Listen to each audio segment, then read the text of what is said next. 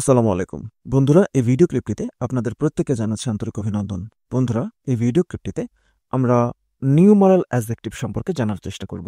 সহজে মনে রাখার জন্য আমরা নিউমারাল অ্যাডজেক্টিভকে অ্যাডজেক্টিভ অফ নাম্বার বা সংখ্যাবাচক বিশেষণ হিসেবেও মনে রাখতে পারি। যে অ্যাডজেক্টিভ কোনো নাউনের সংখ্যা নির্দেশ করে তাকেই মূলত বলা হয় নিউমারাল অ্যাডজেক্টিভ। নিউমারাল নাম্বার থেকে নিউমারাল এভাবে আমরা চিন্তা করতে পারি। তাহলে বলতে পারি যে অ্যাডজেক্টিভগুলো কোনো নাউনের নাম্বার বা সংখ্যা নির্দেশ করে তাকেই নিউমারাল অ্যাডজেক্টিভ বলা হয়। যেমন আমরা যদি একটা উদাহরণ খেয়াল করি বন্ধুরা, আই হ্যাভ 3 পেন্স। আমার 3টি কলম রয়েছে। এখানে পেন এটা হচ্ছে নাউন, অবশ্যই একটা প্লুরাল নাউন, এবং এর আগে যেটা রয়েছে 3 এটা একটা সংখ্যা, একটা নাম্বার।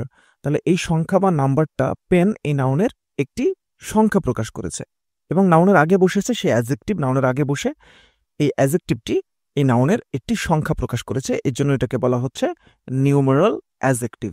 যদি বলা হয় he is the second boy in the class, সে ক্লাসের সেকেন্ড বয়, আমরা বলি ফার্স্ট বয়, সেকেন্ড বয়, এভাবে আমরা বলি। সেকেন্ড এটাকে আমরা বলছি নিউমারাল অ্যাডজেক্টিভ। কিভাবে? বয় কি নাউন, নাউনের আগে সেকেন্ড, এটা হচ্ছে একটা অ্যাডজেক্টিভ, এটা একটা সংখ্যা বা নাম্বার, এর জন্য এটাকে বলা হচ্ছে নিউমারাল অ্যাডজেক্টিভ।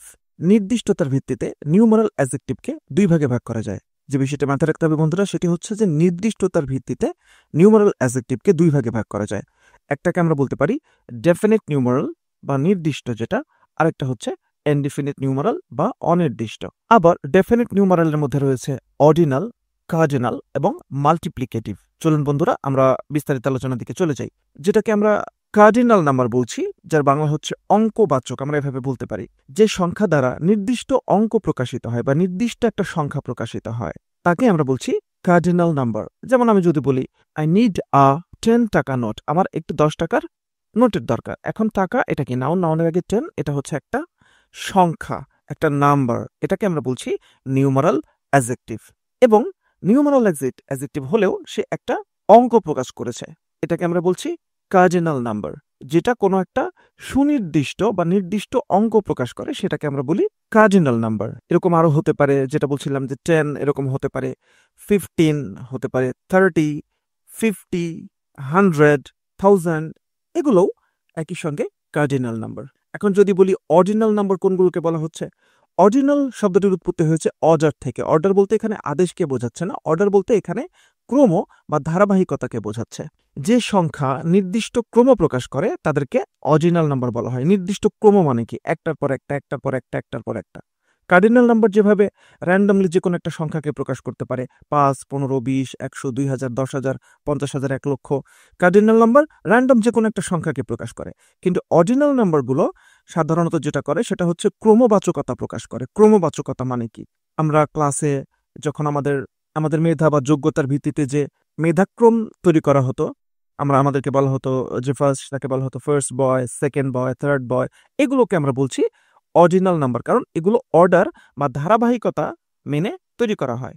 তাহলে অর্ডিনাল হয়েছে অর্ডার থেকে, ধারাবাহিকতা থেকে, যেটাকে আমরা বলতে পারি ক্রমবাচক। যে সংখ্যা নির্দিষ্ট ক্রম প্রকাশ করে তাকে বলা হচ্ছে অর্ডিনাল নাম্বার। যেমন যদি বলা হয় he is the third boy in the class, তাহলে থার্ড এটাকে আমরা বলছি অর্ডিনাল নাম্বার। আমরা যদি কার্ডিনাল নাম্বার এবং অর্ডিনাল নাম্বারকে পাশাপাশি রেখে তুলনামূলকভাবে চিন্তা করি তাহলে আমরা আরো সহজভাবে বুঝতে পারবো বন্ধুরা। যেমন আমরা যদি বলি কার্ডিনাল নাম্বার 1, এটা কার্ডিনাল নাম্বার, কিন্তু 1 এর অর্ডিনাল নাম্বার কি? ফার্স্ট, এটা মাথায় রাখতে হবে, ক্রমবাচকতা প্রকাশ করছে। 2 যদি বলি এটা কার্ডিনাল নাম্বার, এটার তাহলে অর্ডিনাল নাম্বার কি? সেকেন্ড। আমরা যদি বলি 3, এটা কার্ডিনাল নাম্বার, এটার অর্ডিনাল নাম্বার হচ্ছে থার্ড। আমরা যদি বলি 4, এটা কার্ডিনাল নাম্বার, এটার অর্ডিনাল নাম্বার হচ্ছে ফোর্থ। আমরা যদি বলি 5, এটা কার্ডিনাল নাম্বার, এটার অর্ডিনাল নাম্বার হচ্ছে ফিফথ। আমরা যদি বলি 50 মানে 50, তাহলে এটা হচ্ছে কার্ডিনাল নাম্বার, এটার অর্ডিনাল নাম্বার হচ্ছে 50th, এটাকে আমরা বলি 50তম।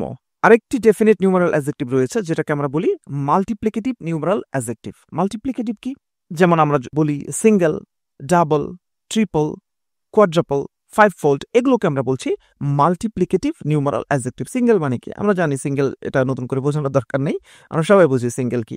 আমরা বলি সিঙ্গেল আছি, আমার কোনো বয়ফ্রেন্ড নেই, গার্লফ্রেন্ড নেই, এই যে আধুনিক ছেলেমেয়েরা এগুলো ব্যবহার করে। সিঙ্গেল একক, ডাবল বুঝি, ট্রিপল 3 গুণ, যেটাকে 3 গুণ করা হচ্ছে, কোয়াড্রাপল 4 গুণ, ফাইভ ফোল্ড, 5 গুণ, এগুলোকে আমরা বলছি multiplicative numeral adjective. Single, double, triple, quadruple, 5 fold, এগুলোকে আমরা বলছি মাল্টিপ্লিকেটিভ নিউমারাল অ্যাডজেক্টিভ। অর্থাৎ এতক্ষণ আমরা যেটা আলোচনা করলাম তিনটা, cardinal number, ordinal, cardinal, ordinal এবং মাল্টিপ্লিকেটিভ, এরা হচ্ছে ডেফিনিট নিউমারাল অ্যাডজেক্টিভ, মানে এগুলো হচ্ছে নির্দিষ্ট বা সুনির্দিষ্ট। এবার আরেকটা আছে নিউমারাল অ্যাডজেক্টিভের মধ্যে, যেটাকে আমরা বলছি ইনডিফিনিট নিউমারাল অ্যাডজেক্টিভ বা অনির্দিষ্ট সংখ্যাবাচক বিশেষণ, যেটা কোনো একটা অনির্দিষ্ট সংখ্যাকে প্রকাশ করে। একটু আগে আমরা দেখছিলাম যেগুলো বলছিলাম সেগুলো সবগুলোই নির্দিষ্ট ছিল, কিন্তু এবার যেটা নিয়ে কথা বলছি সেগুলো হচ্ছে ইনডিফিনিট নিউমারাল অ্যাডজেক্টিভ। আমি যদি আরেকটু পেছনে ফিরে যাই, আমরা যেমন বলছিলাম 1, 2, 3, 5, 10, 15, অথবা ফার্স্ট, সেকেন্ড, থার্ড, অথবা সিঙ্গেল, ডাবল, ট্রিপল, এগুলো বলতে কিন্তু একটা নির্দিষ্ট সংখ্যাকে আমরা বোঝাই। তার মানে এগুলো সবগুলো হচ্ছে ডেফিনিট নিউমারাল অ্যাডজেক্টিভ, যদিও সেগুলোর মধ্যে আবার তিনটা রয়েছে, কার্ডিনাল, অর্ডিনাল এবং মাল্টিপ্লিকেটিভ। এবারে আমরা আলোচনা করছি ইনডিফিনিট নিউমারাল অ্যাডজেক্টিভ, যেটা অনির্দিষ্ট কোনো একটা সংখ্যাকে প্রকাশ করে। তাহলে আমরা বলতে পারি যে নিউমারাল অ্যাডজেক্টিভ দ্বারা অনির্দিষ্ট কোনো সংখ্যা নির্দেশিত হয় সেগুলোকেই আমরা বলি ইনডিফিনিট নিউমারাল অ্যাডজেক্টিভ। যেমন আমি যদি বলি সাম বয়েজ আর প্লেইং দেয়ার, কয়েকটি ছেলে সেখানে খেলছে, এখানে বয়েজ হচ্ছে নাউন, নাউনের আগে সাম, এটা হচ্ছে অ্যাডজেক্টিভ। এখন সাম মানে কয়েকটা, কয়েকটা মানে কয়টা, এটা এক্সাক্ট বোঝা যাচ্ছে না। সাম মানে কয়টা, এখন সেখানে 2টা হতে পারে, 5টা হতে পারে, 10টা হতে পারে, 15টা হতে পারে, 20টা হতে পারে। এখন কেউ যদি বলে আই নিড সাম বুকস, আমার কিছু বইয়ের দরকার, এখন সাম বুকস মানে কি, তার কয়টা বই দরকার, তার কি 2টা বই দরকার, 3টা, 5টা নাকি 10টা, এটা নির্দিষ্ট না, অনির্দিষ্ট। এর জন্য এই সাম এটাকে বলা হচ্ছে, যেহেতু সে নাউনের আগে বসেছে, এর জন্য তাকে বলা হচ্ছে অ্যাডজেক্টিভ, এবং যেহেতু সে একটা অনির্দিষ্ট সংখ্যাকে প্রকাশ করছে, এর জন্য তাকে আমরা বলছি ইনডিফিনিট নিউমারাল অ্যাডজেক্টিভ। এরপরে উদাহরণটা খেয়াল করি বন্ধুরা, she has bought all the mangoes from the seller, সে বিক্রেতার কাছ থেকে সব আমগুলো কিনে নিয়েছে। এখন ম্যাঙ্গোস এটা কি নাউন, নাউনের আগে অল, এটা অ্যাডজেক্টিভ। এখন অল মানে সব, সব মানে কয়টা বোঝা যাচ্ছে না, সব মানে বিক্রেতার কাছে যতগুলো ছিল। এখন বিক্রেতার কাছে ছিল কয়টা, 5টা, 10টা, 100টা, 500টা, কতটা ছিল, এটা সংখ্যাটা নির্দিষ্ট না। যেহেতু নির্দিষ্ট না এবং সে নাউনের আগে বসেছে, এর জন্য অ্যাডজেক্টিভ, এবং যেহেতু সে নির্দিষ্ট না, এর জন্য তাকে বলা হচ্ছে ইনডিফিনিট বা অনির্দিষ্ট সংখ্যাবাচক বিশেষণ, ইনডিফিনিট নিউমারাল অ্যাডজেক্টিভ।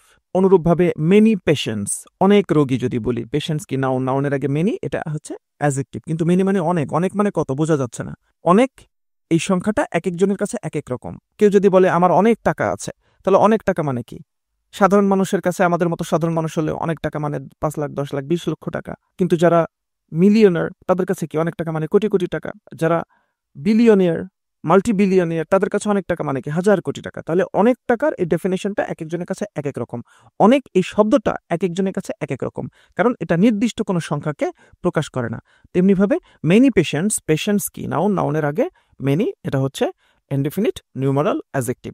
যদি বলা হয় এনি বুক, যে কোনো বই, এখন কোন বইটা নির্দিষ্ট না, আমার কাছে 5টা বই আছে, কেউ যদি বলে আমাকে যে কোনো একটা বই দেন, তাহলে নির্দিষ্ট না, যে কোনোটা হতে পারে। এখানে এনিকে আমরা বলছি ইনডিফিনিট নিউমারাল অ্যাডজেক্টিভ। যদি বলা হয় এনাফ মানি, এনাফ মানি যথেষ্ট টাকা, একইভাবে একটু আগে বলছিলাম, তাহলে এনাফ মানে কি, অনেক, এখন অনেক মানে কত বোঝা যাচ্ছে না, অনির্দিষ্ট, এর জন্য এটাকে বলা হচ্ছে ইনডিফিনিট নিউমারাল অ্যাডজেক্টিভ। এরপর যদি বলা হয় সেভারাল রিজনস, কয়েকটা কারণ রয়েছে, এখন কয়েকটা মানে কয়টা, 2টা, 3টা, 5টা, কয়টা, এটা বোঝা যাচ্ছে না, তাহলে সেভারাল এখানে হচ্ছে ইনডিফিনিট নিউমারাল অ্যাডজেক্টিভ। যদি বলা হয় ফিউ কোয়েশ্চেনস, কয়েকটা প্রশ্ন আছে, এখন ফিউ মানে কয়টা, 2টা, 3টা, 5টা, বোঝা যাচ্ছে না, অনির্দিষ্ট, এর জন্য ফিউ এটাকে বলা হচ্ছে ইনডিফিনিট নিউমারাল অ্যাডজেক্টিভ।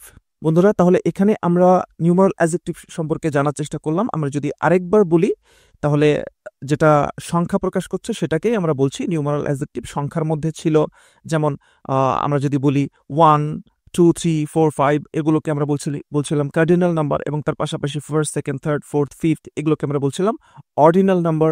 আমরা যেটা বলছিলাম যে single, double, triple, quadruple, 5 fold, এগুলোকে বলছিলাম মাল্টিপ্লিকেটিভ নিউমারাল অ্যাডজেক্টিভ। এরপরে যেটা অনির্দিষ্ট কোন একটা সংখ্যাকে প্রকাশ করছে সেগুলোকে আমরা বলছিলাম ইনডিফিনিট নিউমারাল অ্যাডজেক্টিভ। যেমন বলছিলাম some boys, many patients, several reasons, few questions.